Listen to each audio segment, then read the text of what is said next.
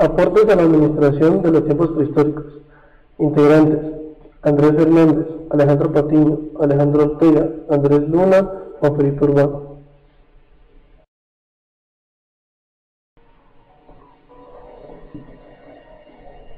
Los antecedentes más lejanos sobre prácticas administrativas coinciden con las formas primitivas de organización familiar, cuando la idea fue exigiendo una distribución de tareas entre sus miembros y la capacitación de estos para desempeñarlos. En estas primeras agrupaciones surgieron líderes que organizaban la actividad de las demás personas. El hombre primitivo cazaba animales, la cacería exigía inteligencia, astucia y necesidad de aprender a cazar en grupo. Es de suponer que debería existir alguna forma de racionalización del trabajo, de asignación de tareas bajo el mando de un jefe. Ese jefe primitivo es el símbolo lejano de nuestros empresarios, directivos y gerentes de hoy.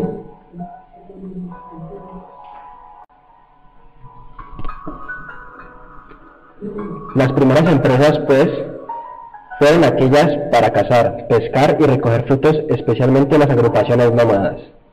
La organización, la distribución de trabajo y el ejercicio de la autoridad ocurrían al principio dentro del grupo familiar. Cuando avanzó la agricultura, las sociedades primitivas se asentaron y formaron aldeas, lo cual trajo nuevas formas de vida y nuevos métodos administrativos que rebosaban el ámbito puramente familiar. No se encuentran vestigios ciertos de las formas de organización administrativa en las comunidades de aquellos tiempos. Podemos suponer que cuando ellas se asentaron en un lugar, se originó la forma de ocupación y posesión de tierras, de ganados y de bienes, lo cual debió crear conflictos que dieron lugar a formas de organización social más reglamentadas. Fueron los sumerios el primer pueblo que creó un sistema de escritura propiamente hecho. Con la escritura comenzó propiamente la historia del hombre, pues a través de ella se pueden conocer las formas de vida, las características de las sociedades, sus reglas de conducta y entre estas características las que se refieren a sus prácticas administrativas. La administración en Egipto. Por los datos que se dispone hoy, se sabe que el antiguo Egipto se llevaba un sistema de administración casi totalmente estatal, cuya característica principal fue su alto grado de centralización. Para entender la evolución de la administración en Egipto, es conveniente recordar un poco su geografía. Sabemos que fue el río Nilo el hecho geográfico que más influencia ejerció en los aspectos económicos de Egipto y en la caracterización de su organización política y administrativa. Las continuas inundaciones que cada año ocurrían en el valle lo dejaban abonado para las siembras. Este hecho permitió a los egipcios el desarrollo de la agricultura y la organización paralela de un sistema social, político y administrativo. Fueron pues la agricultura y la ganadería la riqueza principal de los egipcios. Simultáneamente, con el auge económico y social, se desarrolló un sistema administrativo cuyas características pueden sintetizarse así. Egipto, en la época de los faraones, se dividía en provincias o distritos diferentes unos de otros en poblaciones y tamaño. En estos distritos existía un gobernante central. Todo el gobierno lo encabezaba el faraón, quien delegaba algunas funciones en sus ministros llamados visires. El gobierno en general tenía un objetivo, que es que el país fuese económicamente fuerte y productivo. Para asegurar este objetivo, se organizó la administración con un alto grado de planificación y control de las actividades industriales, de la navegación por el río y sus canales y del comercio exterior. Esta planificación y control aseguraba el recaudo de los impuestos que iban al tesorero real. El recaudo de los impuestos lo hacían a través de empleados locales, dependientes de los gobernadores de los 60 o más distritos en que se dividió el imperio, y la liquidación de los mismos era controlada por las autoridades centrales con gran cuidado. En las oficinas de los visires se registraban las cuentas y se elaboraban los balances de ingresos y gastos. Vestigios de la administración en Mesopotamia.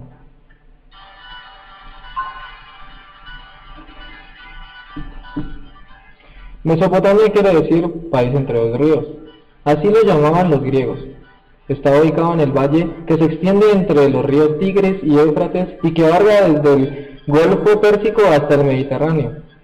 Recibió en la antigüedad el nombre de Sumeria, de ahí que a sus primeros pobladores se les llama sumerios. Estos construyeron las primeras ciudades del mundo 5000 años antes de Cristo.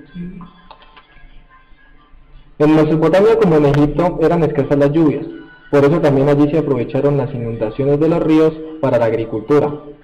Época de siembra, época de cuidado de la cosecha y de recolección de la misma. Como los ríos crecían a causa del deshielo en las montañas del norte y se desbordaban en el valle de Mesopotamia, este fenómeno exigió una adecuada planificación de las actividades del país.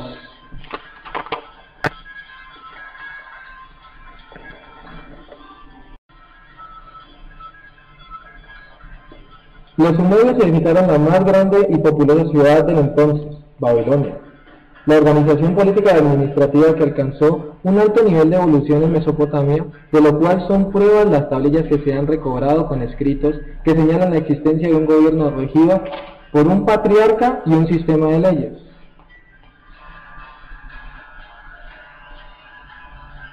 Hacia el año 2000 a.C., el rey Hammurabi de Babilonia realizó otra compilación de leyes, la más completa y avanzada que se conoce de estos tiempos, llamada el Código Hammurabi. Esta se regulaba por la actividad económica, la vida civil, el derecho penal, el comercial y también la forma de administración del gobierno.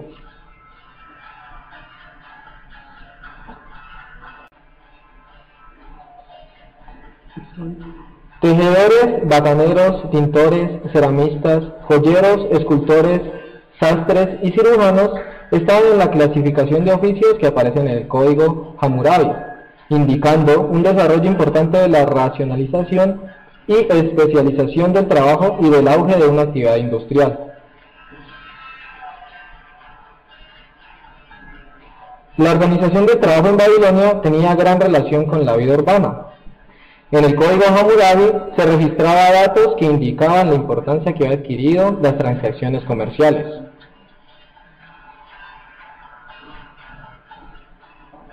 Los templos eran centros principales de la actividad industrial. Los talleres de los templos cumplieron una función doble, tanto religiosa como industrial. En la civilización sumeria, cuando Babilonia era una ciudad de primera importancia en el Medio Oriente, la administración alcanzó notables desarrollos. No fue tan centralizada como en Egipto. El comercio fue sin duda la más importante actividad. El Código de Hammurabi permite deducir que a la población social se le pagaba un salario y que existía una forma de aprendizaje de los obreros y artesanos.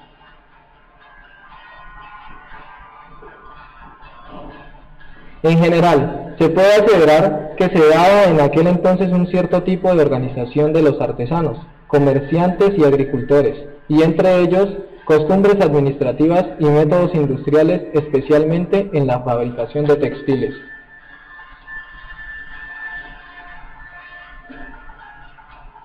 Administración en la India.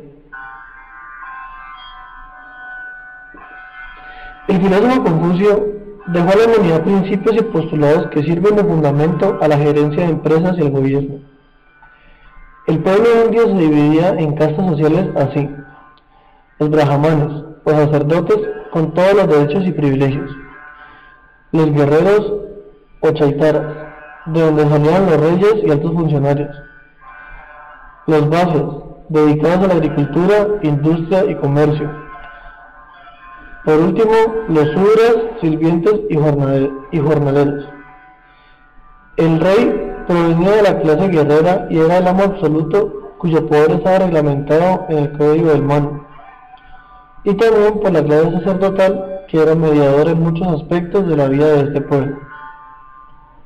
La India estaba dividida en estados al mando de gobernadores sometidos al poder central, Este sistema garantizaba la uniformidad organizacional del gobierno. Administración en la India. El filósofo Confucio dejó a la humanidad principios y postulados que sirven de fundamento a la gerencia de empresas y el gobierno. El pueblo indio se dividía en castas sociales así: los brahmanes o sacerdotes, con todos los derechos y privilegios; los guerreros o chatralas, de donde salían los reyes y altos funcionarios; los vasyas, dedicados a la agricultura, industria y comercio; los suras, sirvientes y jornaleros. El rey provenía de la clase guerrera y era el amo absoluto, cuyo poder estaba reglamentado en el código de Manu, y también por la clase sacerdotal, que era mediadora en muchos aspectos de la vida de este pueblo. La India estaba dividida en estados al mando de gobernadores sometidos al poder central. Este sistema garantizaba la uniformidad organizacional del gobierno.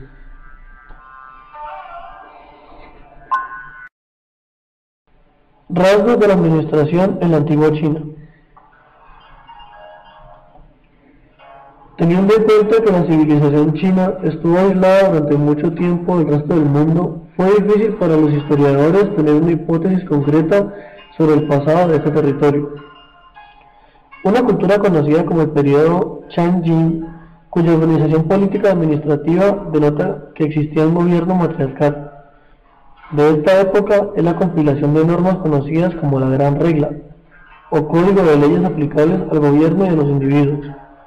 Este código se compone de 8 partes que tratan los siguientes asuntos de administración pública: de las provisiones, de las comodidades, de la educación, de los sacrificios, del trabajo, de la justicia, de los deberes militares, de la hospitalidad, hoy conocida como derecho internacional. La antigua China evolucionó hacia una organización típicamente feudal. El país estaba gobernado por un gran número de príncipes que tenían mucho poder en el territorio que les correspondía, pero todos eran vasallos del rey a quien rendían tributo. Unos 60 años antes de Cristo, los chinos adoptaron una legislación conocida como la Constitución de Chao. En esta constitución se decía que existen 8 factores que un gobernante debe tener en cuenta para desarrollar una buena administración. Estos factores son: organización, funciones, relaciones, procedimientos, ceremonias, control, sanciones y registros.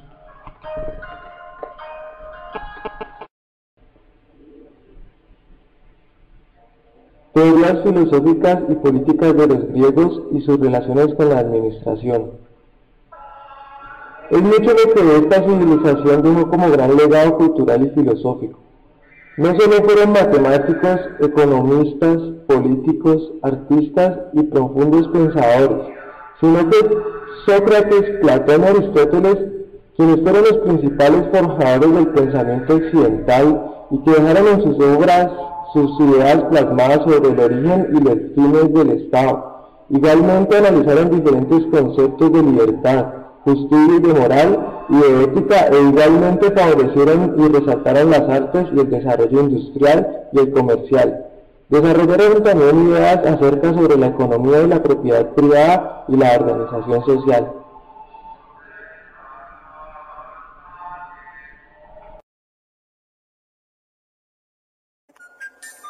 La administración en la Edad Media. Como se sabe, la fecha de iniciación de la Edad Media es un punto discutido. Con mayor razón sería imposible encontrar las características típicas de la administración de cada país. Precisamente en razón de esto serán analizadas 2 instituciones, el feudalismo y el funcionamiento de los gremios. Indica Monet, el feudalismo constituye la primera y quizás la mayor experiencia de la organización y del gobierno descentralizado. El problema fundamental del feudalismo consistió en buscar un balance adecuado entre una autoridad centralizada y la autonomía local. Masguier hace notar que los feudatorios gozaban de cierta autonomía con ingresos propios, así como que los lazos que formaban su estructura eran más de costumbre y confianza que jurídicos. De esta manera se encadenaba toda la estructura, desde los simples vasallos hasta los más altos señores feudales, ya que existían otros señores feudales intermedios, Aunque el feudalismo implicaba gran cantidad de sujeciones que formaban lo que se llamaba servidumbre, pues era el siervo quien estaba ligado por estos juramentos. Su diferencia con la esclavitud radica fundamentalmente en que el feudalismo, el siervo está ligado a la tierra, así cuando la tierra cambiaba de dueño, él cambiaba también de señor. Mientras que en el Imperio Romano y en Grecia existen ejemplos de un gobierno fuertemente centralizado.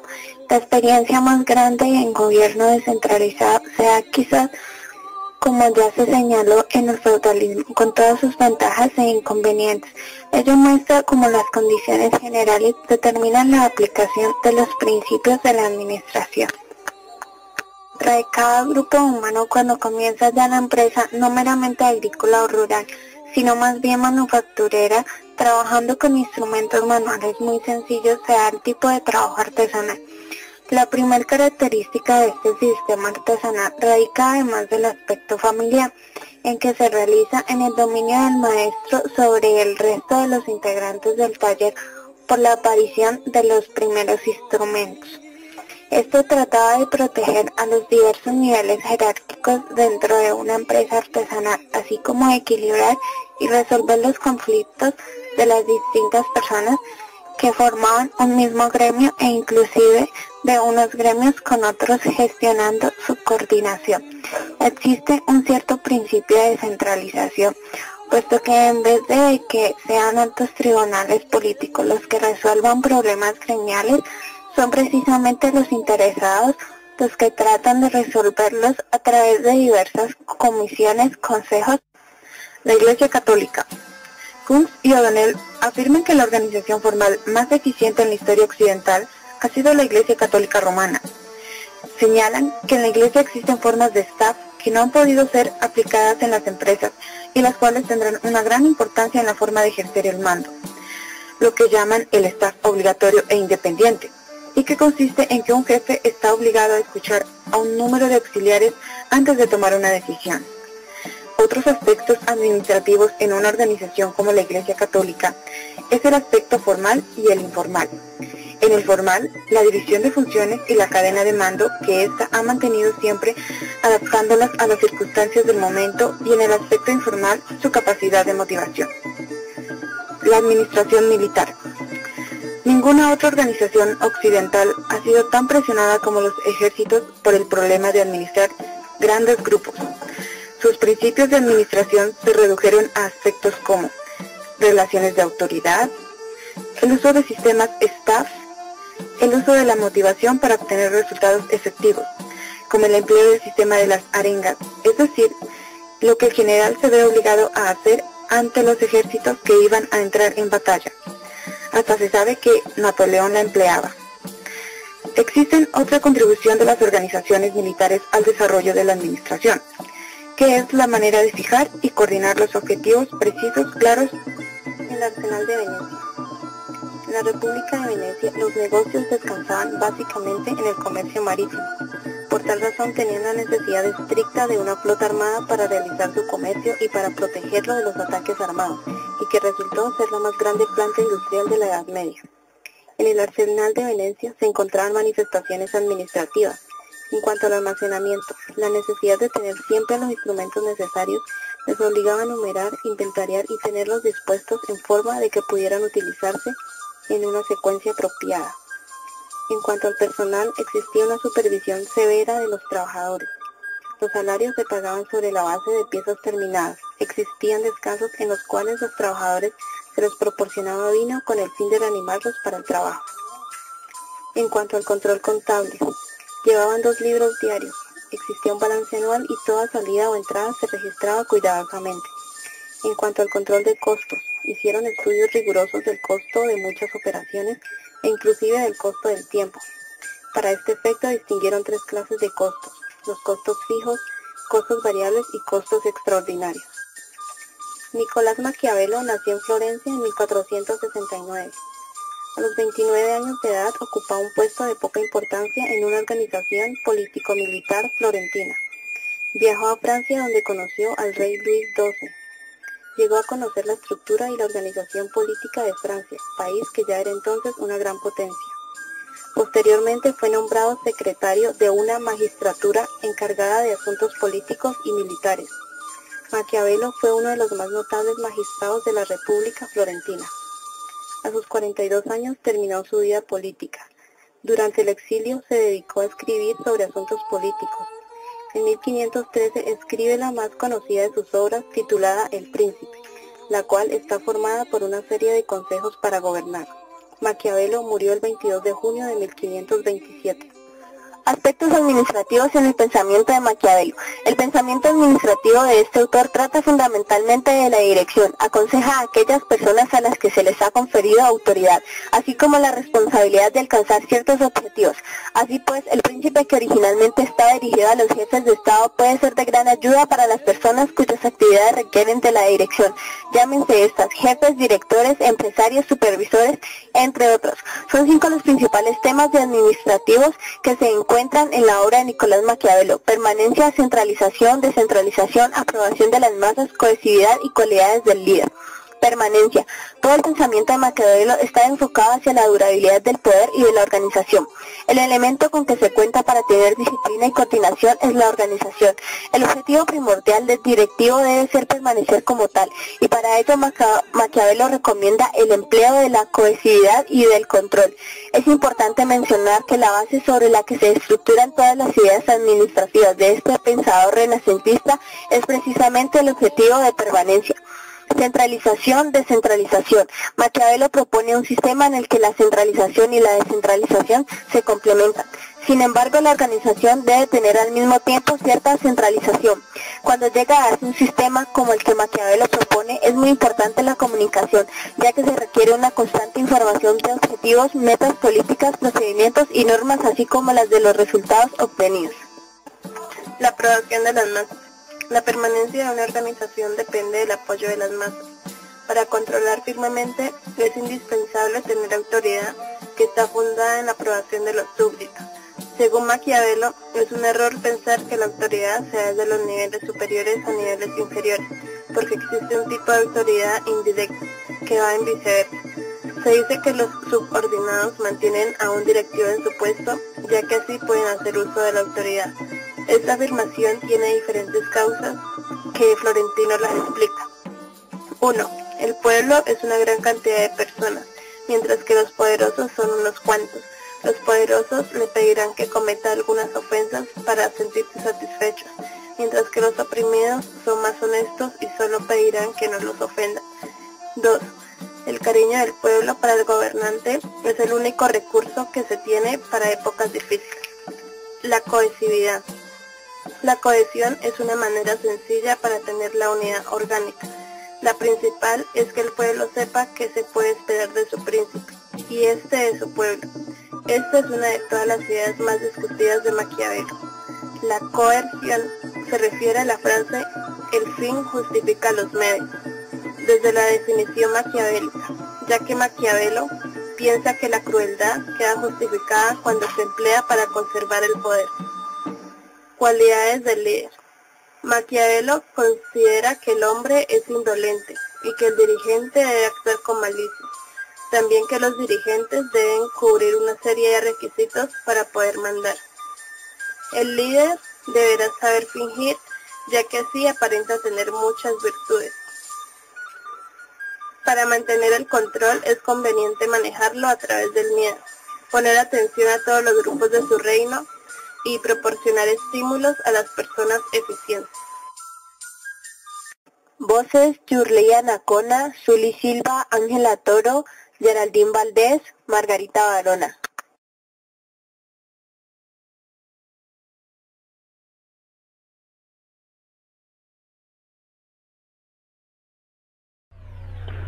Manifestación de la administración de la Edad Moderna y época contemporánea. Los historiadores ubican el periodo de la Edad Moderna entre grandes acontecimientos: el descubrimiento de América en 1492 y la Revolución Francesa en 1789, donde se dieron importantes reformas en la forma de pensar y en la organización de la política.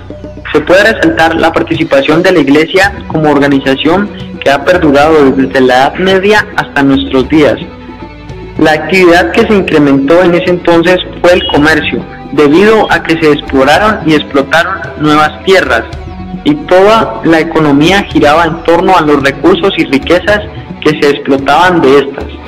Se generó un diverso desarrollo empresarial, ya que surgieron diferentes tipologías de organizaciones, que iban desde las conquistas religiosas hasta las organizaciones de ejércitos para conquistar otros reinos.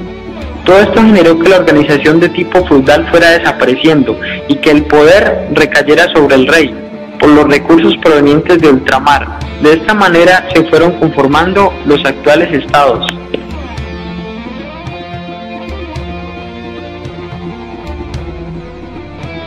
Capítulo 11. Expansión mercantilista de administración cameralista. El mercantilismo es el sistema económico que pone énfasis en el comercio entre naciones y entre estas y sus colonias. En el siglo XV, en la transición de la Edad Media, surgieron nuevas tierras, nuevos pueblos y nuevas riquezas insospechadas, las cuales transformaron las costumbres medievales y originaron una nueva mentalidad. La administración de dinero y de productos agrarios debilitaron el sistema de autoridad de la Iglesia y del feudalismo. El espíritu mercantilista se tradujo en el afán de obtener utilidades. El cambio de la mentalidad de la sociedad europea estaba relacionado con la religión. Barnes cita en su obra Historia de la economía del mundo occidental que el protestantismo y el colonialismo estimularon el espíritu mercantilista como expresión del fantasma religioso. El protestantismo, predicado por la Iglesia Católica, promovía el espíritu de ahorro y la ambición económica. La moderna teoría y práctica administrativa bajo la cual se funcionaron las empresas de negocios surgieron de un apoyo en una nueva filosofía. El sistema económico feudal se basa en una multiplicidad de señores locales y de comunidades burguesas con poco sentido del Estado.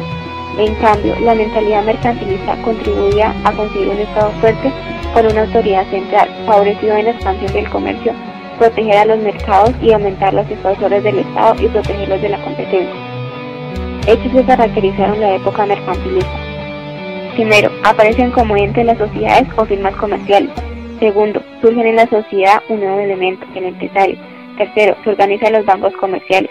Cuarto, se introducen los sistemas de seguro y se fundan casas de moneda y de cambio. Quinto, se adoptan sistemas para garantizar deudas y financiar negocios. Sexto, aparecen nuevos métodos de gestión empresarial. Séptimo, se incrementa el trabajo en las fábricas y disminuye el doméstico y artesanal. Durante esta época se introducen prácticas administrativas que forman parte de los antecedentes de la teoría de la administración. Las más conocidas se han denominado administración cameralista, que se comentan a continuación. Cameralismo fue un conjunto de técnicas, métodos y procedimientos administrativos practicados por asesores y funcionarios de los gobiernos alemanes. La voz cámara se utilizó para designar el lugar del palacio en donde se reunían los funcionarios destacados del reino para hablar de los asuntos económicos. Con el tiempo, la voz cámara se extendió dando origen a la expresión cameralista para denotar un sistema de administración de la hacienda pública y de las finanzas del Estado. Los cameralistas se preocuparon porque se expidieran leyes y se reglamentaran las actividades especialmente mercantiles. La administración estatal con enfoque mercantilista comercial, en donde se formaron grandes estados nacionales que estaban apoyados en riquezas y ganancias que se originaban en el comercio, desarrollaron además un fuerte espíritu nacionalista y un tipo especial de administración caracterizado por monarcas absolutistas y déspotas, donde se practicaron políticas administrativas que reforzó el mercantilismo, y algunas de estas políticas fueron: las colonias se consideraban como fuentes de riqueza y eran explotadas con las perspectivas de negocio y lucro. Las personas oriundas de las colonias no podían ejercer el comercio, era un monopolio de la respectiva metrópoli. Se restringió la importación de las colonias de productos acabados y se favoreció las exportaciones a ellas manufacturas hechas en Europa. Se favoreció la extracción y comercio de minerales como medio para incrementar la riqueza en forma de dinero. Se tomaron en aquel tiempo importantes determinaciones administrativas, como en Alemania se hizo más fuerte la intervención del Estado en la economía y en las finanzas bajo la doctrina de cameralistas, la cual alcanzó su máxima aplicación en la primera mitad del siglo XVIII. Organización de la Iglesia Católica. La Iglesia Católica es el mejor modelo de organización en la Edad Media, ya que desde un principio se dio una organización de poder central. En esta podemos destacar que su organización ha atendido a un crecimiento funcional y geográfico. De la organización de la Iglesia Católica se obtiene un principio muy importante, el dominio de una idea. Administración moderna. La Edad Moderna se caracterizó por la consolidación y expansión de los regímenes monárquicos y también por la evolución administrativa que se operó en algunos estados, como consecuencia de los estudios que se llevaron a cabo para definir e integrar mejor sus labores. Los cameralistas germanos y austriacos. Los cameralistas se interesaron en asuntos económicos muy vinculados en pensamiento con el mercantilismo británico y con los fisiócratas franceses, que auspiciaban un Estado rico, pero los cuales proponían reformas. También apoyaron la sistematización de la administración pública. Según Lewin, el cameralismo es una tecnología administrativa sobre aspectos de administración financiera y agrícola. Y según Johann von Husting, la gran administración estatal descansa virtualmente en las mismas reglas que otras administraciones, ya que en ambas empresas el propósito último es obtener los medios para asegurar lo que se ha logrado y usar razonablemente esos bienes poseídos.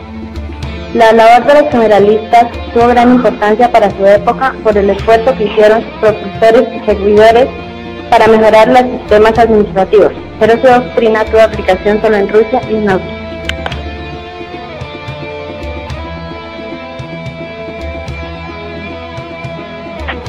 Dentro de la evolución del pensamiento administrativo, las teorías de Montesquieu han tenido gran influencia en la administración pública moderna para la división de órganos del Estado y para la separación funcional de actividades en las empresas privadas. Su teoría estuvo inspirada en las experiencias del Imperio Romano y la Constitución de Inglaterra.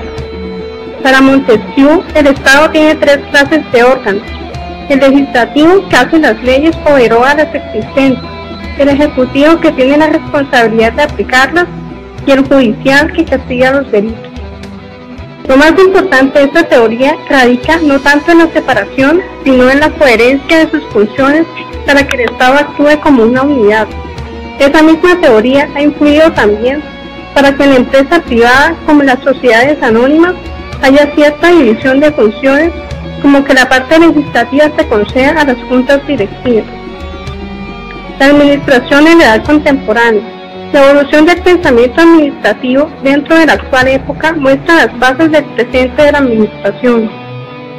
En 1886, el Dr. Wilson preparó un ensayo sobre la administración pública y en dicho ensayo expuso que la administración es práctica y su conocimiento es indispensable, por lo que debe ser enseñada en las universidades y aplicada para mejorar la organización y los métodos de trabajo de las oficinas públicas. Pero consideró que era necesario que antes se estudiara históricamente la disciplina. Igualmente agregó que la administración era el fruto científico del estudio de la ciencia política, pero que le dio un enfoque legal o constitucional, y normativo científico por su calificativo de ciencia, es decir, una aplicación científica de la administración en el sector público.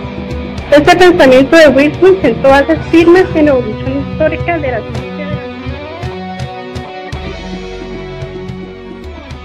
La revolución industrial, antesala del desarrollo de la administración científica. El maquinismo y los inventos transforman los métodos de producción y de organización del trabajo. La revolución industrial es el proceso utilizado para el trabajo manual mediante las máquinas. Esto se da a partir de 4 puntos. Primero, la revolución industrial sustituye el trabajo humano por el maquinario. Por lo tanto, genera una transformación y unos profundos cambios en la organización del trabajo en los siglos XVIII y XIX. Segundo, se modificó la estructura industrial y de comercio a partir de la primera máquina a vapor, lo cual produjo una aceleración en los campos económico, político y social en referencia al área comercial. Tercero, a partir de ese momento en la historia se desencadenó la tecnología y su incremento en base de servicio para la humanidad casi imprescindible. Aparte de la máquina a vapor, también se produjeron inventos como fábricas constituidas, máquinas de transporte, telégrafo, la industria del acero, teléfono, primeros automóviles, el avión, el uso del petróleo y el carbón, la energía eléctrica, el alumbrado público y la minería. El trabajo doméstico no puede competir contra el trabajo maquinario. Hubo un cambio en el proceso del trabajo. Esto se dio por, primero, Prefieren a las máquinas que a los artesanos por su rapidez, mayor cantidad y menor costo. Segundo, sustituye la fuerza humana por la fuerza de la máquina. Esto produjo unos nuevos estilos de dirección, de administración y un crecimiento por innovación constante. La revolución industrial inicia en la Edad Moderna. Comenzó hace 230 años con la introducción de instrumentos mecánicos en los talleres de hilados en Inglaterra en la mitad del siglo XVIII. En 1733, el mecánico Kay inventó la lanzadera. En 1738 se inventaron los rodillos por White y Lewis Powell. En 1765 se inventó la máquina a vapor y su aplicación se dio en 1780. Los tres momentos de la revolución industrial. El primero se inició desde la máquina a vapor, el segundo la energía eléctrica aplicada a la industria, la invención del automóvil, el aeroplano y el desarrollo de la comunicación telefónica, y el tercero la energía atómica, aplicaciones de la electrónica y cibernética que se dan en nuestros días. Cambios y conflictos surgidos en la revolución industrial. Durante la primera etapa de la revolución industrial se originan conflictos en general, pero especialmente en la dirección de empresas y en la organización y racionalización del trabajo. Características y consecuencias de la revolución industrial. Primero, cambios en la estructura económica. Con el desarrollo industrial se fue formando una clase poseedora del dinero y de los medios de producción. Es la clase capitalista o burguesa. El capitalismo favoreció las doctrinas del liberalismo económico, que predica la libertad industrial sin limitaciones. 2. Surgimiento de la clase burguesa, clase mercantilista y adinerada. Su riqueza fue el capital para la industria. Con el tiempo se convirtieron en los banqueros y dueños de fábricas. 3. Surgimiento de la clase obrera. Se formó con los campesinos desalojados de sus propiedades por los señores feudales. También por los trabajadores de los talleres que no pudieron competir con las grandes fábricas, cayendo en la pobreza. Y por último, por todas las personas que buscaban trabajo. Con ello surgió la mano de obra barata. 4. Comienzo del desarrollo de la lucha de clases. El siglo XIX y principios del siglo XX fue la más notoria manifestación de la lucha entre los ricos y los pobres. La máquina de vapor hizo posible la localización de las industrias en las ciudades o cerca de las minas de carbón.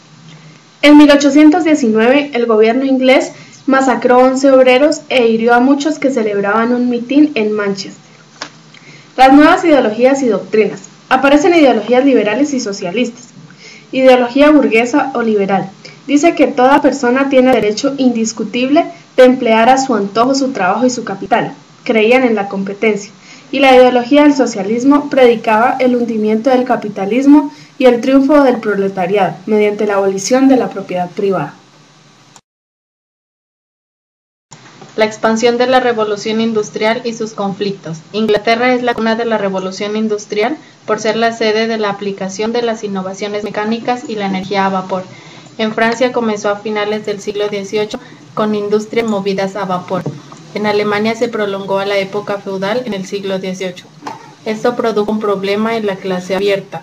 Se intensificó las horas de trabajo y se impuso el trabajo a los infantes. Los patrones eran muy rígidos, dictadores y esclavistas. No había protección social ni políticas favorables para el trabajador. Esto provocó renuncias y el desempleo produjo pobreza. El gobierno intervino en la relación obrero-patronal. En Estados Unidos se dio a finales del siglo XVIII la doctrina social de la Iglesia Católica frente a la lucha de clases. Durante el siglo XVIII los conflictos entre patrones y obreros fueron el punto crítico de estos tiempos, ya que se le llamó también lucha entre el capital y el trabajo, donde inició la lucha de clases. Es de resaltar también el liberalismo económico que apoyaba al hombre con el libre uso de su capital y bienes como él quisiera sin limitaciones. Todo fenómeno económico partía con discordia, ya que su enfoque era centrado en el capital con factores de industria, trabajo y Estado. Se clasificó la ciencia económica como una disciplina que se ocupa en el proceso de producción, distribución, circulación y consumo de la riqueza. En todo este proceso los obreros y trabajadores no fueron tenidos en cuenta de manera humana y racional, ya que el trabajador fue un sujeto activo del trabajo y de producción y por ello tenía derecho a la distribución y consumo de bienes para satisfacer las necesidades, por lo cual inició la lucha entre estos, que fue muy intensa y a veces brutal. Comienzo de la teoría científica de la administración. Aunque la administración es inherente al hombre, se hizo un esfuerzo por estudiar este fenómeno y así sistematizar la práctica administrativa. Y esto se debe al proceso de la revolución industrial, ya que ella planteó problemas de organización y mando que había que resolver para lograr la eficiencia deseada en cuanto al manejo de materias primas y su producción y comercialización. Varios pensadores hicieron sus aportes, entre ellos Robert Owen, quien introdujo en varias fábricas en Escocia innovaciones como la creación de una tienda de abastecimiento para obreros. También dijo que las jornadas para el trabajador deberían ser reducidas. También está Charles, quien dijo que había que capacitar a los trabajadores y que al momento de contratarlos había que tener en cuenta sus habilidades y destrezas. Él también fue quien organizó el trabajo en líneas de montaje. También está Frederick Taylor, quien fue el primero en desarrollar las primeras teorías sistematizadas sobre la administración científica. Fue el pionero en hacer experimentos formales de tiempo y movimiento y aplicarlos en las fábricas, como lo hizo en Mid Valley. También está Henry Gantt, quien fue el inventor de las cartas de Gantt. Los principales resultados administrativos fueron la división del trabajo, el papel del administrador, la necesidad de establecer disciplina en la fábrica y la fijación de un horario de trabajo. Precursores inmediatos de la administración científica. Con la revolución industrial surgieron numerosos autores de manera directa e indirecta sobre conceptos administrativos. Fueron James Stewart, Adam Smith, Richard Arkwright, Taylor y Fayot. Sus principales precursores contemporáneos fueron Charles Babbage, inventor de una máquina, precursora de las calculadoras actuales, denominada máquina de diferencias aplicada a talleres y fábricas. Afirmó principios obtenidos por la experiencia aplicados ampliamente a través del intercambio de esas experiencias, destacando el principio de división del trabajo. Hizo estudios sobre la manufactura y el manejo del tiempo. Escribió el libro de la economía de las máquinas y las manufacturas, desarrollando ideas de los principios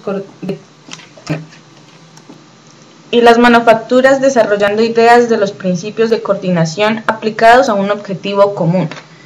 Robert Owen. Sus aportes se dan en el campo de las relaciones humanas. Demostró que prestar atención a las máquinas vivas rendía tanto como las inanimadas. Henry Robinson Towne, incuestionable pionero de la administración científica, destaca 3 documentos o conferencias: el ingeniero como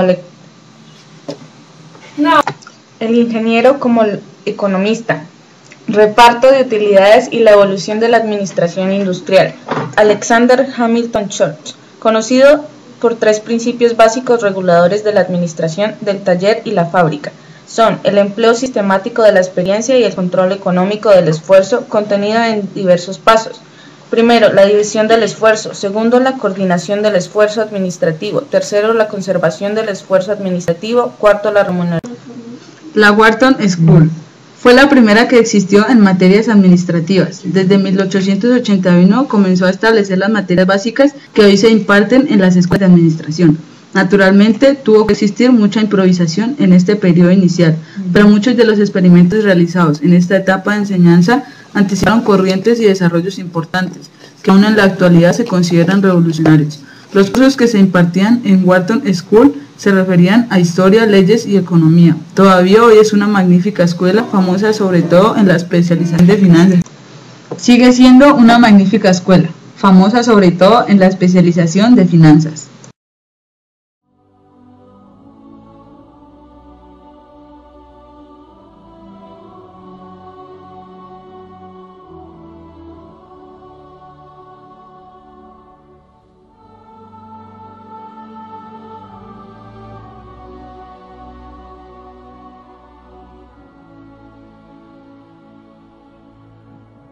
Manifestaciones de la administración en los reinos. El fenómeno administrativo tuvo importantes manifestaciones en los pueblos precolombinos, especialmente en aquellas culturas más avanzadas como la de los aztecas.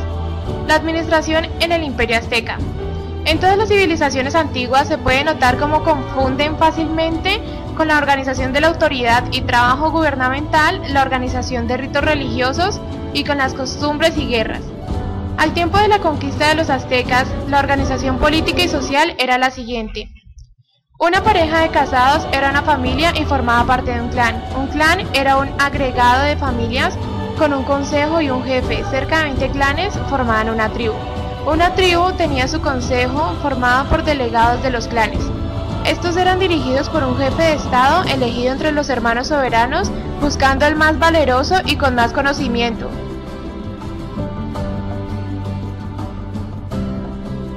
Los toltecas, así hubiesen existido en un periodo tan antiguo, fueron capaces de hacer grandes construcciones que luego sirvieron de ejemplo para los pueblos que se hicieron después de ellos.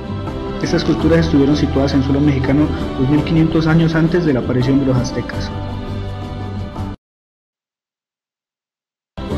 La organización del trabajo entre los aztecas giraba alrededor de las actividades agrícolas, religiosas, recreativas, guerreras y de la construcción, siendo el cultivo del maíz su principal actividad agrícola. La labor de cultivos se hacía en forma de acción comunal. Todas las familias del clan se ayudaban. Todo el proceso de preparación de la tierra, siembra y cosecha les tomaban unos 200 días. El resto del año lo utilizaban para elaborar armas, canoas, sandalias y esteras, productos que llevaban al mercado para ser cambiados por otros. El consejo de la tribu distribuía las tierras entre los jefes de los clanes y estos a su vez entre los jefes de las familias. La organización del trabajo también comprendía otros frentes, como la construcción de templos, edificios públicos y monumentos, construcción de diques, acueductos y carreteras. A las mujeres les correspondía recoger el algodón, prepararlo, hilarlo, teñirlo y tejerlo. Se cuenta en las memorias de los conquistadores que era sorprendente la actividad mercantil. Se podía encontrar a la venta plantas medicinales y hasta animales que habían sido cazados. La guerra fue un imperativo de los aztecas, que imponían tributos a los vencidos, única manera de conseguir algodón, brillantes plumas de ave, chocolate, oro, que eran escasos en su suelo. También era una manera de conseguir víctimas humanas para ofrecer a los dioses. Con el tiempo los aztecas descubrieron la tierra y se dedicaron a construir templos en los que aparecieron nuevas formas de organización del trabajo, arquitectos, artesanos y escultores. La ciudad que más se desarrolló fue Tenochtitlán, poderosa por sus clases sacerdotales y militares.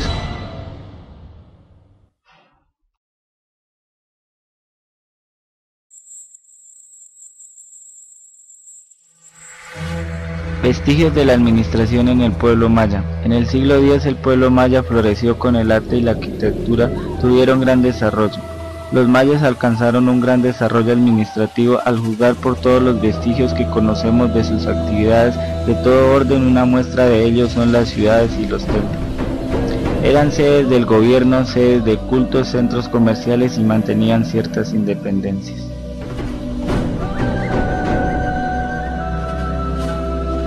Los sacerdotes cuidaban los templos, eran una clase privilegiada. Alrededor del templo se organizaban las viviendas. Cada familia maya recibía una parcelación de 400 pies cuadrados que se dedicaba principalmente al cultivo del maíz. La tierra era de propiedad comunal.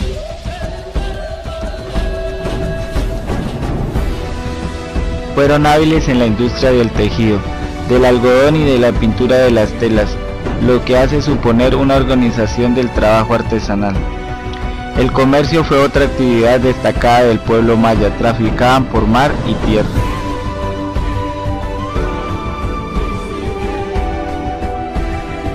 Cada ciudad y templo era regida por un rey llamado el hombre real o el verdadero hombre. Era un gobernante con poderes absolutos y atribuciones divinas. Administrativamente debe suponerse también un alto grado de planeación de las ciudades-estados. Era preciso organizar la mano de obra, organizar las fábricas de piedra, abastecimiento de material. Los artesanos tenían que ser adiestrados en sus oficios.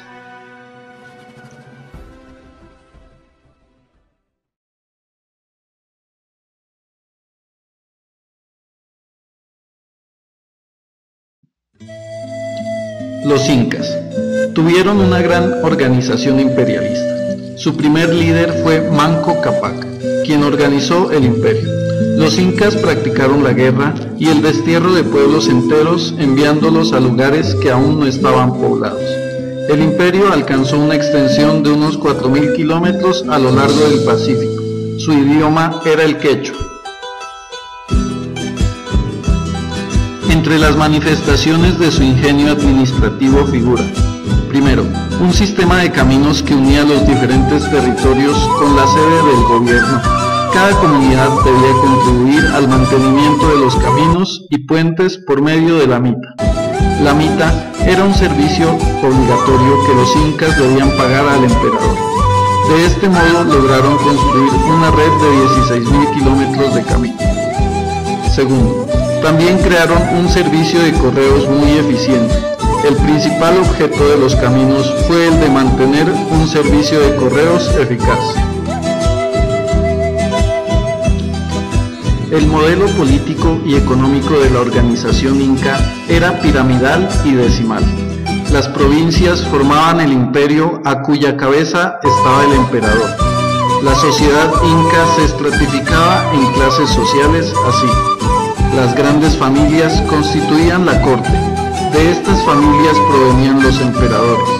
Los curacas eran gobernadores regionales, los artesanos y por último los campesinos agrupados en comunidades. Los emperadores tenían poderes divinos. Todos los súbditos obedecían su autoridad, la cual se transmitía a lo largo de una línea jerárquica estricta. La extracción, corte, pulimento, transporte y manejo de la piedra en general eran actividades en las cuales aplicaban un gran talento administrativo. La industria minera fue otra actividad importante de los incas. Las minas pertenecían al inca o emperador y existía toda una organización para llevar las cuentas y controlar la producción minera. En las minas había funcionarios que ejercían control y vigilancia.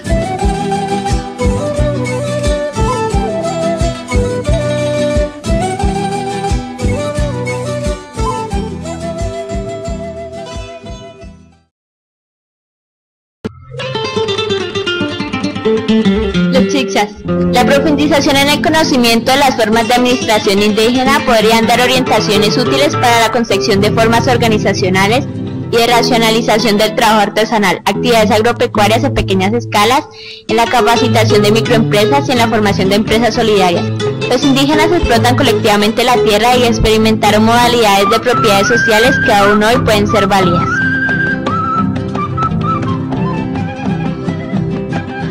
La nación muisca. La nación muisca se inició con la formación de muchas tribus independientes al frente de las cuales gobernaba un cacique. Uno de estos caciques se hicieron más poderosos que otros. El estado muisca se integraba por los siguientes estamentos: el soberano y su corte, las tribus gobernadas por un capitán, el pueblo regido por caciques. La administración muisca está encabezada por el soberano, seguían los capitanes y luego los caciques. Alrededor de ellas existían funcionarios estatales encargados de recaudar los impuestos y otras funciones administrativas. Sus ocupaciones fueron esencialmente agrícolas. El hecho de que los muiscas estuvieran esparcidos en pequeñas aldeas propició comercio e intercambio de productos. El modelo de organización política, social y administrativa. En Colombia se operó un cambio fundamental en el desarrollo cultural de las agrupaciones indígenas. Expresiones de estas formas de organización social jerarquizada existían en el siglo XVI, época de la conquista española. El aumento de la población fue favorecido por la disponibilidad de recursos naturales y excelentes condiciones climáticas, pero el crecimiento poblacional llevó a una mayor complejidad social caracterizada por la desigualdad tanto de individuos como de grupos. Ahí se instituyó el señorío, generalmente hereditario.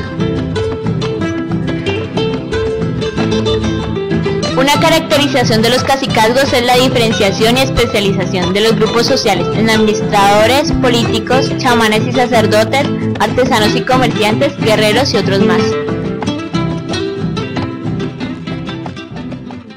Paradigma clásico tradicional. Este paradigma se ha caracterizado por responder en parte a los nuevos desafíos que trajo para la administración el denominado gigantismo de las organizaciones, que de una u otra manera desarrolló el predominio de un racionalismo de tipo económico en la búsqueda de una mayor productividad y eficiencia del trabajo. Este paradigma busca la máxima eficiencia ubicando al hombre correcto en el puesto correcto, haciendo especial énfasis en la orientación de las tareas y privilegiando la dimensión económica del hombre. Adam Smith, 1723-1790. Uno de los principios que sobresale del pensamiento de Adam Smith es la división del trabajo, que ha llegado hasta la elaboración de los actuales pensamientos que presiden la dirección del trabajo y la separación de roles en la empresa. Sus pensamientos son cuestionados hoy en día. En primer caso, encontramos la aceleración de la producción y ganancia de tiempo, aumentando la velocidad. Se refiere al hecho de cambiar de herramientas y de actividad de trabajo. En segundo lugar, vemos el incremento de habilidades. Se trata de efectuar detalles insignificantes y mecánicos, lo cual no sería humano. Por último, el mejoramiento en la capacidad de innovar, aumentando la complementariedad y el progreso técnico, esto es, la acción de servicios recíprocos de colaboración. La competencia es contradictoria con la colaboración y la complementariedad.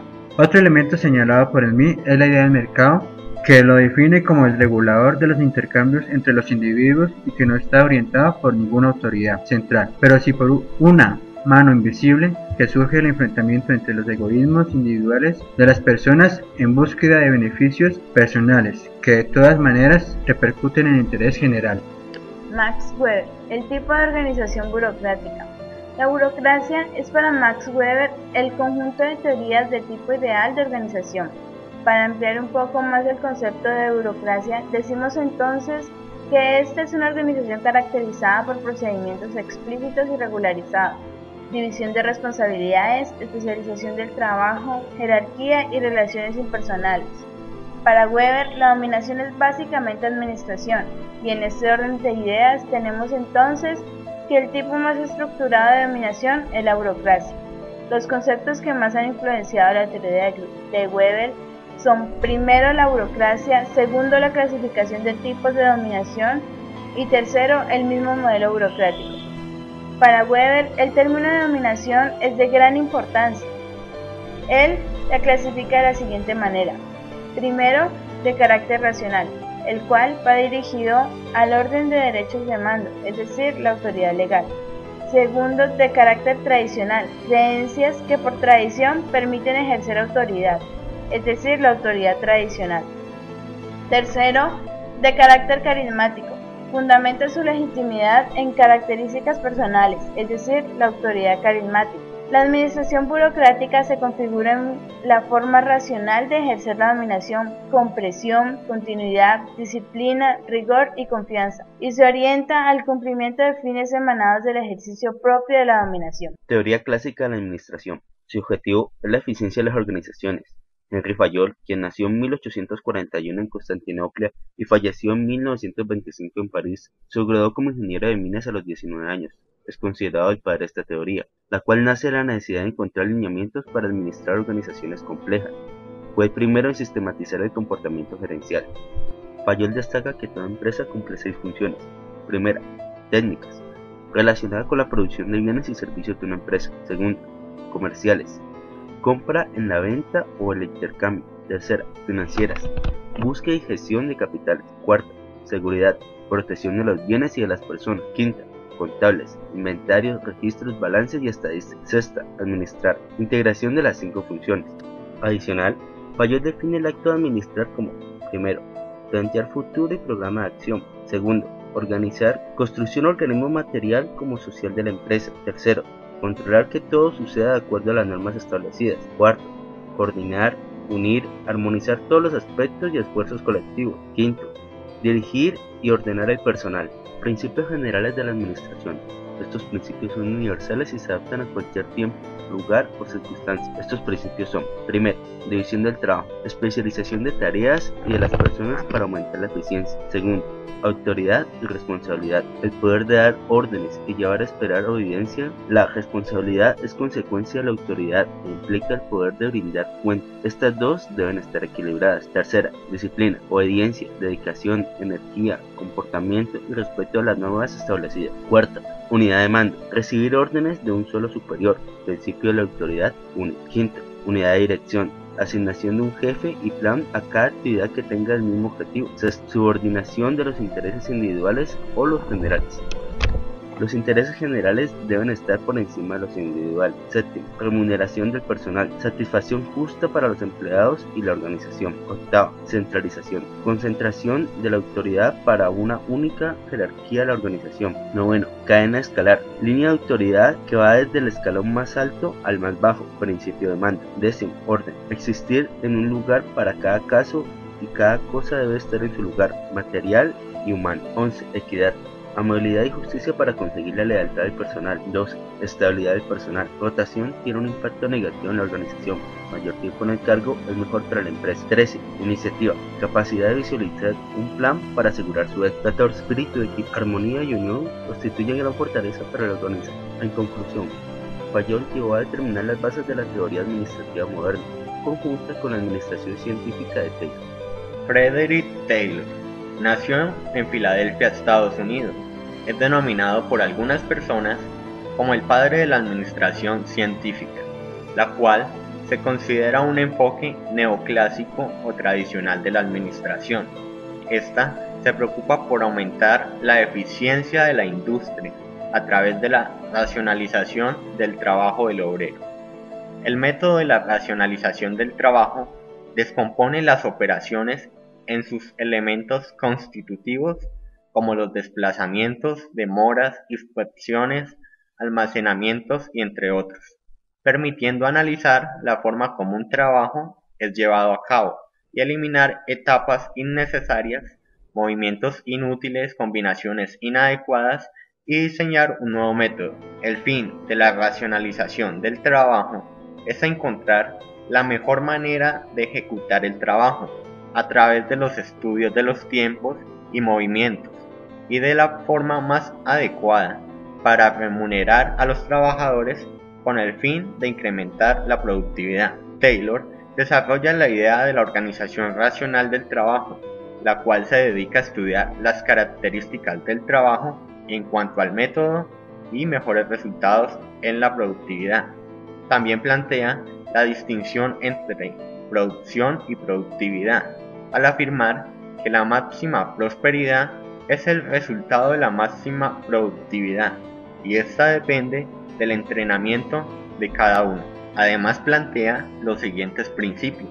Primero, estudio científico de trabajo.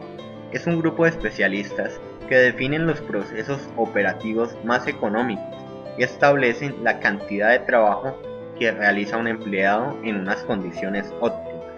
Dependiendo de la producción del empleado, así será su remuneración, pero debe tener en cuenta que nunca debe producir menos de la cuota establecida. Segundo, selección científica y preparación del obrero. Esto quiere decir que se le debe asignar una tarea a un empleado de acuerdo a sus aptitudes. También es importante que los empleados sean capacitados para así mejorar el desempeño del trabajo. Tercero, la unión de estudio científico del trabajo y de la selección científica del trabajador, para que los obreros apliquen la ciencia del trabajo. Cuarto, cooperación entre los dirigentes y los obreros, como una integración de los obreros al proceso. El trabajo y la responsabilidad del mismo se divide de manera casi igual entre dirigentes y obreros. La ciencia del comportamiento y Elton Mayo 1880-1949. En base a que la organización industrial es un sistema social, F.J. Rubinstein y W.J. Dixon en 1939 demostraron que no se puede comprender el comportamiento de los empleados sin dejar por fuera los grupos informales y las relaciones que éste mantiene con la organización global. Cuando la administración descubrió el factor humano con la conocida iluminación que dio origen a la Escuela de Relaciones Humanas, fue Elton Mayo el pionero de las teorías humanas. Los temas que aborda en la Escuela de Relaciones Humanas son: primero, la motivación, satisfacción en el trabajo y la productividad. Segundo, liderazgo, dirección dinámica de grupos y trabajo en equipos. Tercero, desarrollo en la organización. En la metodología de la teoría de relaciones humanas es empírica. Omar Arthur, en 2001, critica a la Escuela de Relaciones Humanas, diciendo que no hay ninguna razón para hacer de la teoría un modelo teórico. Otra crítica que se hace es en elementos esenciales donde explica cómo estos fueron definidos, pero a la vez cómo pueden ser empleados a beneficio del interés particular. Organización, conducta, estructura y proceso. Teoría de Maslow, llamada la jerarquía de las necesidades, supone las siguientes necesidades fisiológicas de seguridad y salvedad de peligro, de pertenencia social y de amor. Teoría de Herbert de Stein, basada en dos factores. Primero, factores externos a la esencia misma del trabajo son importantes para desarrollar este. Un ejemplo de estos factores es el salario, la seguridad del puesto, entre otros. Segundo, factores internos que funcionan para construir fuertes niveles de motivación que pueden originar un alto desempeño. Un ejemplo de este factor es el reconocimiento que se le haga por su trabajo, como a su vez un ascenso. Teoría de MacLean, basada en las necesidades aprendidas y son adquiridas en la cultura. Según este autor, existen tres clases de necesidades: de logro, de afiliación y de poder. La administración científica de Taylor, la doctrina administrativa de Fayol, el tipo ideal de organización de Weber y la escuela de relaciones humanas iniciada por Mayo, todas estas hacen parte de la escuela tradicional o la escuela clásica, la cual está llena de insuficiencias.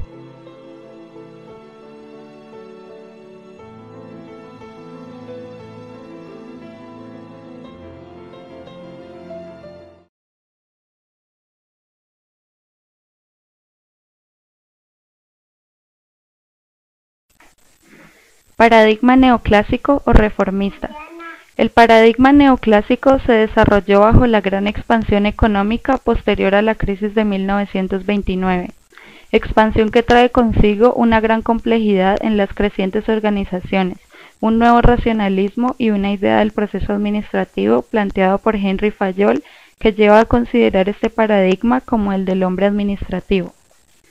El enfoque de la teoría general de sistemas y sus aportes a la administración. Este enfoque considera una organización como un sistema abierto que insume y produce para el ambiente a través de sus fronteras.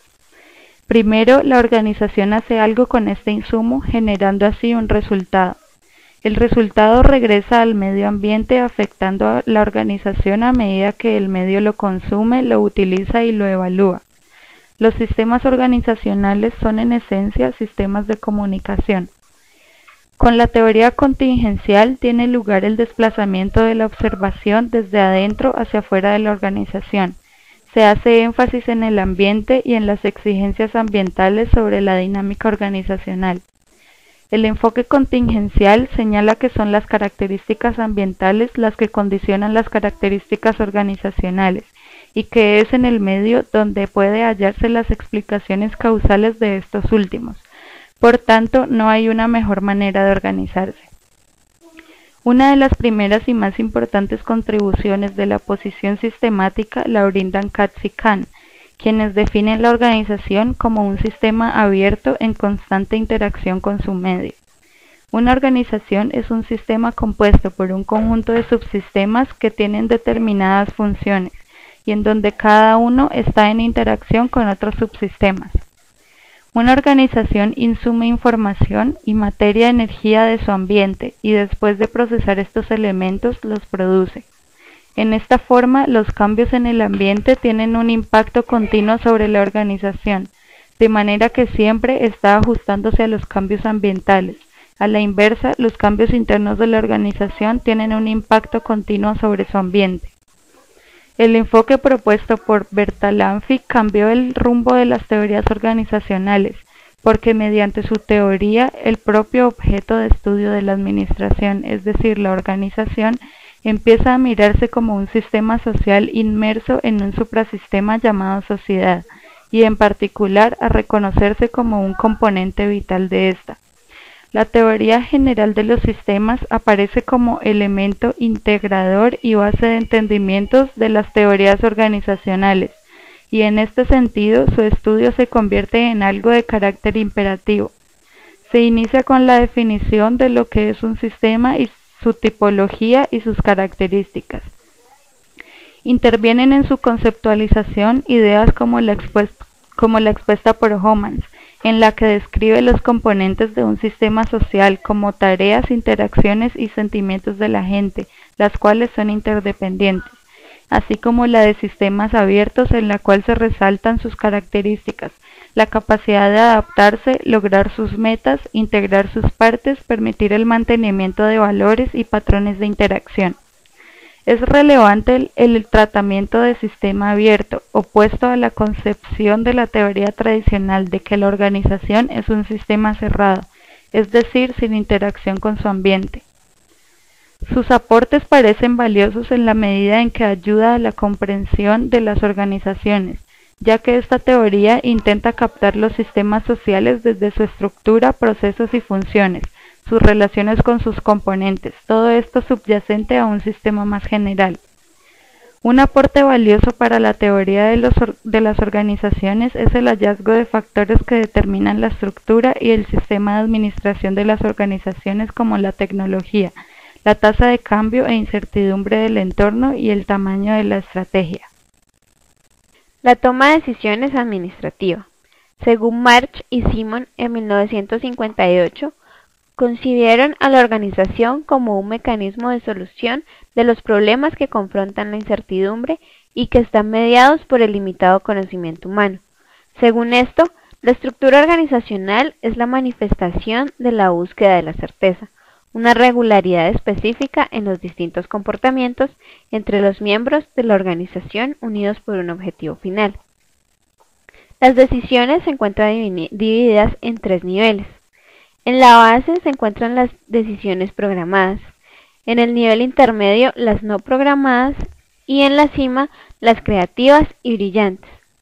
Cada aspecto del funcionamiento organizacional en la toma de decisiones depende del proceso de información, como sistema de información, como manejo de la información y como las herramientas de ayuda a la decisión. Es importante también aclarar que el proceso de decisión no puede convertirse en el centro ni mucho menos en un fin. Una decisión correcta no podrá ser totalmente neutra, ya que no es satisfactoria para todos. Las decisiones se ubican en niveles de importancia en donde existen intereses internos en la organización que son relevantes para unos y no significativos para otros. En la toma de estas decisiones se manifiestan con claridad las relaciones que discurren en la organización, la forma en que se presentan los roles, las categorías en que se considera al empleado y el alcance de su aporte a la empresa.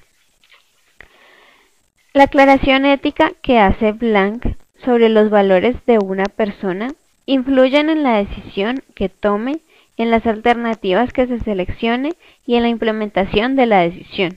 Un administrador con valores económicos estará más preocupado por las utilidades, mientras que un administrador con valores sociales se interesará por la satisfacción del personal o de los clientes. La organización como un sistema político. La idea de política proviene de la visión donde los intereses divergen. La sociedad debería proporcionar un medio a los individuos para arreglar sus diferencias mediante la consulta y la negociación. Morgan en 1986 analiza la política organizativa de manera sistémica, enfocándola a las relaciones entre intereses, conflictos y poder. La política organizativa se eleva cuando la gente piensa y quiere actuar de manera diferente. Esta diversidad crea una tensión que debe ser resuelta a través de medios políticos, lo cual puede hacerse de muchas maneras: autocráticamente, burocráticamente, tecnocráticamente o democráticamente.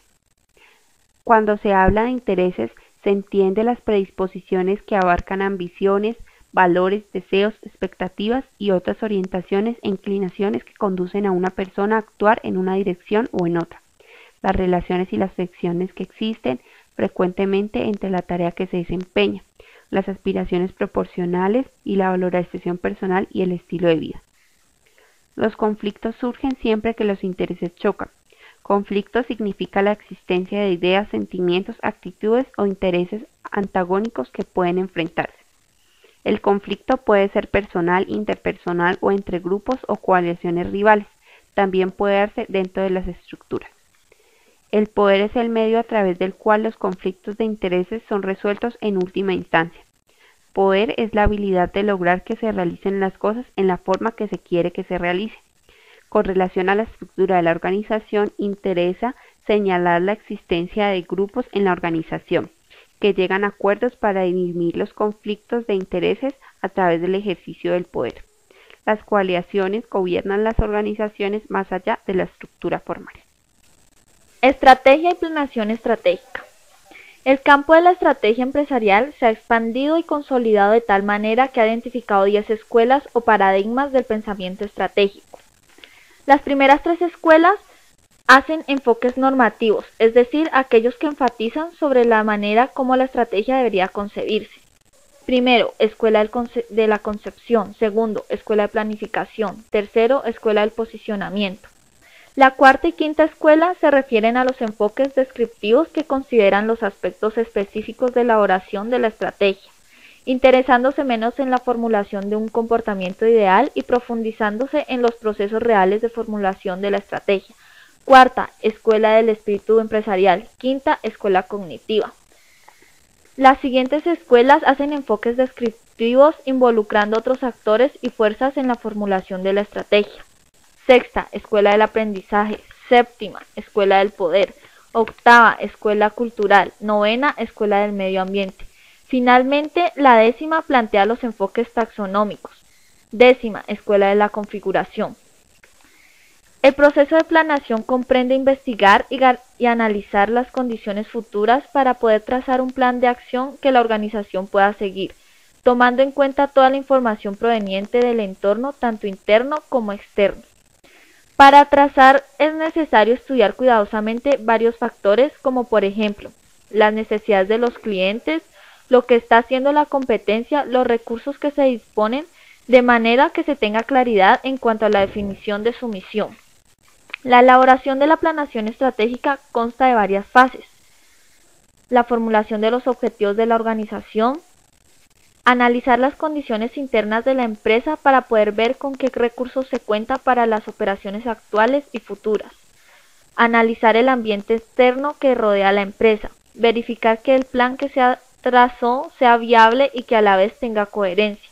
Finalmente, formular las diversas y posibles alternativas estratégicas que la empresa pueda usar para lograr los objetivos propuestos.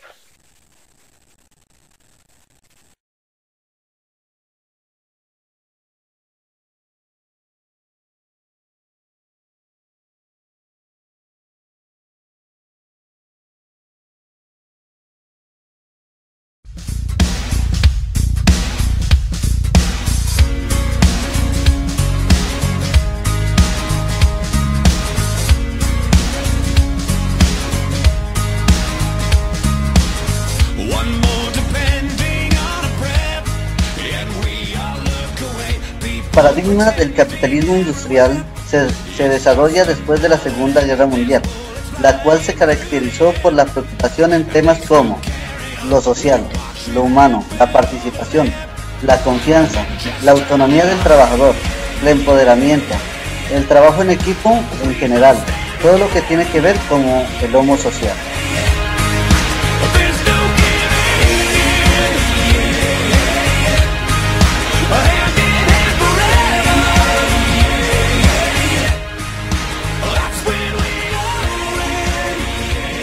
Nace como una manifestación de inconformismo por parte de los trabajadores, quienes laboraban en condiciones infrahumanas, incluyendo entre estas muertes por fatiga y agotamiento, trabajos bajo presión e incluso el despido de quienes se negaban a trabajar horas extra.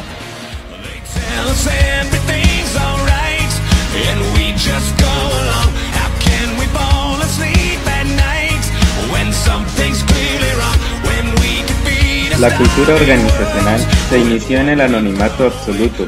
En la década de los 60 y 70, los principales impulsores fueron Elliot Jacques, Erving Goffman, Chester Barnard y Paul Selnick, quienes estudiaron aspectos como los valores y el estilo de dirección. La perspectiva cultural de las organizaciones en los años 70 cuando el concepto de empresa adquiere mayor complejidad y la empresa también pasa a ser una entidad social donde vemos que hay diferentes clases de cultura, como son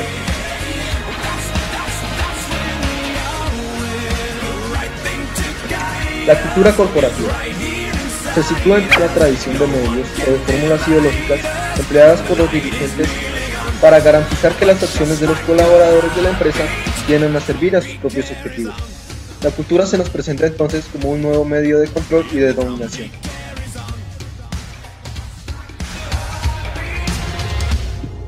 Cultura como instrumento de gestión. Permite la manipulación de los artefactos de tal manera que esta irracionalidad tiende hacia la racionalidad, que caracteriza al proyecto gerencial. La cultura aparece como una realidad heterogénea y diferenciada que comprende las siguientes dimensiones.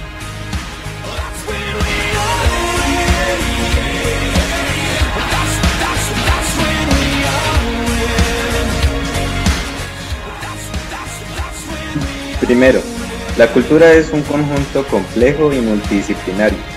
Segundo, la cultura implica una interdependencia entre historia, estructura, condiciones de vida. Tercero, la cultura es un conjunto de elementos en relaciones dialécticas constantes. Cuarto, la cultura puede ser una cultura de oposición o de diferencias en una misma comunidad. Quinto, la cultura es algo complejo y selectivo, constituido de representaciones mentales, relacionando lo material y lo inmaterial.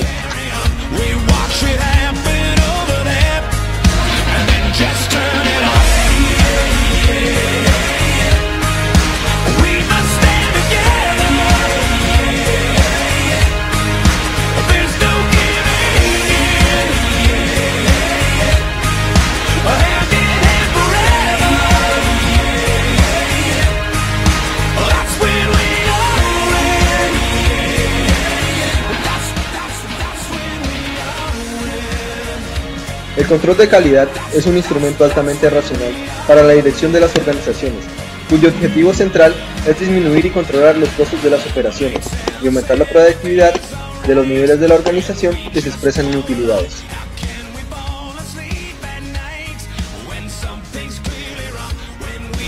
Para lograr esto se apoya fundamentalmente en la educación sobre las técnicas, operaciones y tareas para todo el personal en todos los niveles.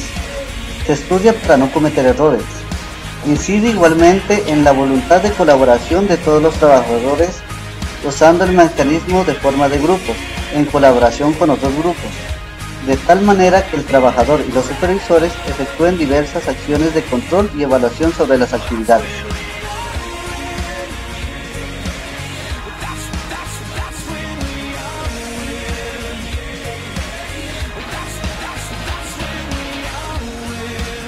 Las actividades de los círculos de calidad deben ser acordes con la naturaleza humana para ser aplicables en cualquier parte del mundo, es decir, debe adaptarse a la especialidad social donde se aplique.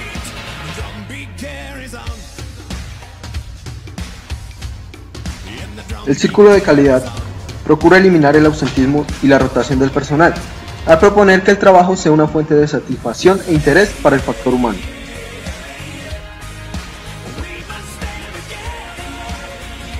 Para esto, una regla compensatoria no es sobre un mayor salario, pues es causa de ausentismo. La eficiencia no debe compensarse en dinero. El dinero debe ser suficiente para sobrevivir y alcanzar y cumplir ciertas aspiraciones básicas, pues un exceso de este produce corrupción frente al interés con el trabajo. De tal manera que se pueda resaltar un sistema de valores donde se incluyen la satisfacción del trabajo bien hecho, la felicidad de cooperar con los otros y el gozo de la superación personal.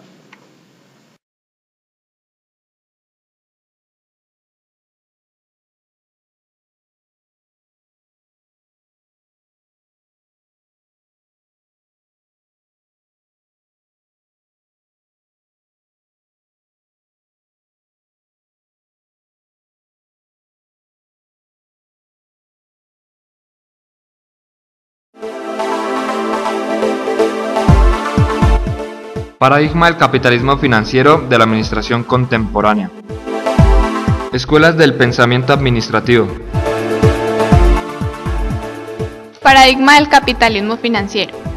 Este paradigma involucra temas como la reingeniería, el outsourcing, el benchmarking y las nuevas tendencias sobre el teletrabajo. Presenta énfasis en temas como la globalización, la reducción de costos, la competitividad y estimula la generación de valor agregado de carácter individual. Promueve la incorporación de nuevas tecnologías de la información y se orienta más hacia los procesos que hacia las tareas, buscando un trabajador polivalente y reemplazando a aquel trabajador súper macroespecializado. Reingeniería. Constituye una recreación y reconfiguración de las actividades y procesos de la empresa, lo cual implica volver a crear y configurar de manera radical el o los sistemas de la compañía a los efectos de lograr incrementos significativos en un periodo de tiempo en materia de rentabilidad, productividad, tiempo de respuesta y calidad, lo cual implica la obtención de ventajas competitivas. Se tiene a la reingeniería como un salto destinado a lograr una ventaja competitiva absoluta y relativa. Como ventajas está el incremento de la rentabilidad y como desventaja se puede considerar que la empresa no esté preparada para esta y que sea muy costosa. Benchmarking. Es un anglicismo que en las ciencias de la administración de la empresa puede definirse como un proceso sistemático y continuo para evaluar comparativamente los productos, servicios y procesos de trabajo en organizaciones.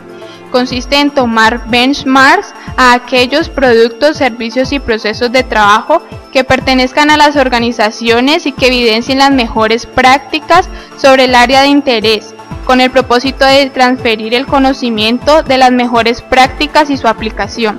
Es una herramienta destinada a lograr comportamientos competitivos en la oferta de los mercados monopolísticos, consistente en la comparación a través de la métrica por variables, indicadores y coeficientes. El outsourcing administrativo. Se acepta que la administración es el brazo armado de la economía. Esta será la respuesta de América al desafío japonés que se materializa en el campo de la administración. Para esto se deben adoptar estrategias de cambio radical en la descentralización de la alta tecnología, en la reestructuración de las empresas, en la privatización y en la reingeniería, y también en el outsourcing, que significa un retroceso.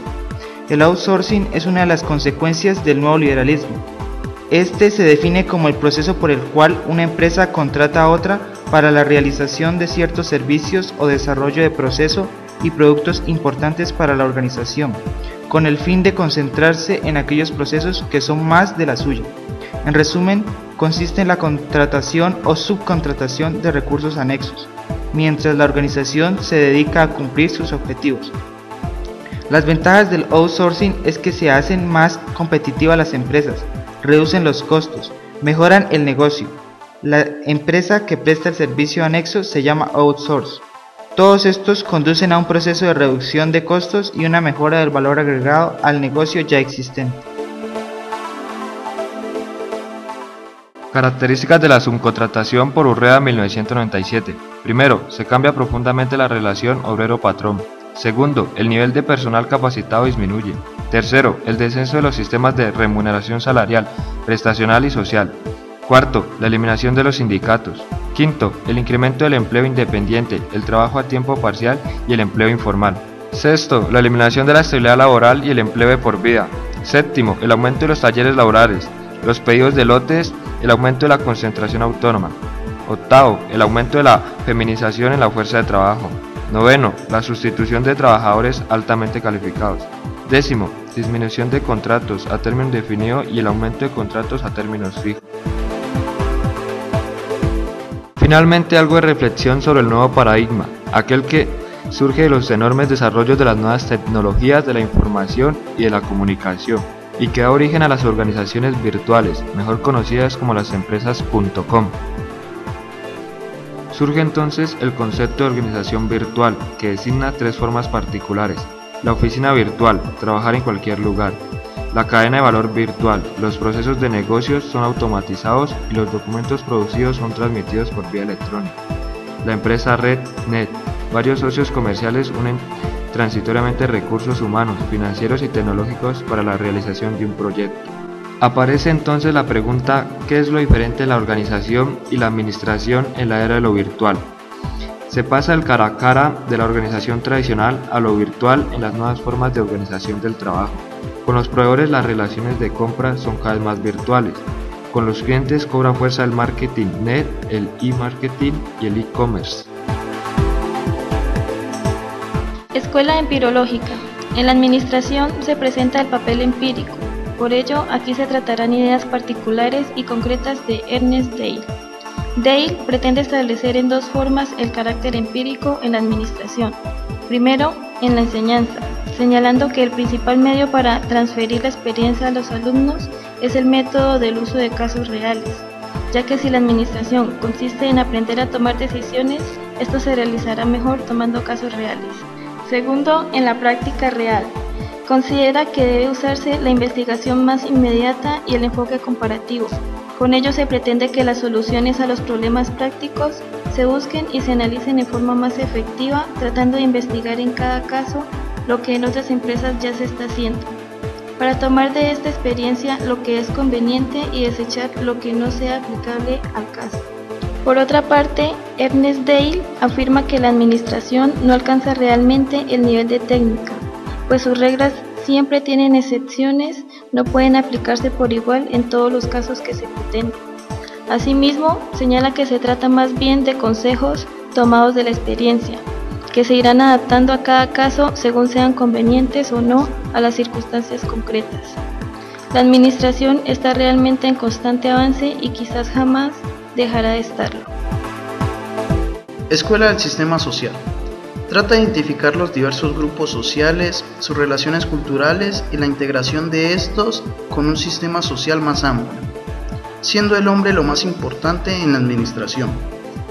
Chester Barnard, quien adquirió su experiencia administrativa en la presidencia de New Jersey Bell Telephone Co., con su libro clásico de la administración, Las funciones del ejecutivo, nos muestra tres finalidades principales de la administración. Primero, señala que existe una organización formal cuando la cooperación de las personas es consciente, deliberada y tiene un propósito, realizando tres funciones. Primera, prever la comunicación. Segunda, promover los esfuerzos necesarios para la operación. Tercero, formular y definir los objetivos.